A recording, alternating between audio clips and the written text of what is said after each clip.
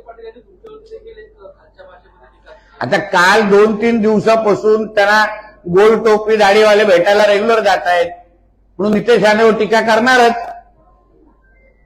अब्बा को खुश करना है ना, तो नितेश राणे को गाली देना पडेगा. सर पुढच्या शनिवार रविवारी म्हणून मला शिव्या देण्याचा खरा अर्थ जेव्हा अब्बू आझमी जाऊन बसतो, जेव्हा एमआयएम मध्ये जाऊन बसतात, ते सगळे दाढी पुरवण्यावर त्यांना जाऊन भेटले तर नितेश राणेला शिव्या मिळणारच. कारण की मी हिंदुत्वाचं काम करतो, मी जिहादच्या विरोधात लढतोय. अहो पॅलेस्टाईनचे समर्थक म्हणून ते अब्बू आझमीकडे पाहिलं जातं. या एमआयएम लोकांचे बॅकग्राऊंड जरा तुम्ही लोक बघा. त्याचे समर्थक म्हणून त्यांना पाहिलं जातं. त्यांना कसं भेटणार, कसे भेटतात हे?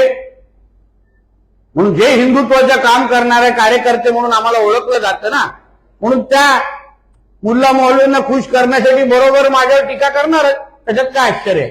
झेंडे देखील मिरवले जातात. हो, कारण का आता सगळे तेच बोलतो ना. काल 2-3 दिवसापासून जे जे लोक त्यांच्याबरोबर स्टेजवर बसतायत ते सगळे हिंदू द्वेषी आहेत.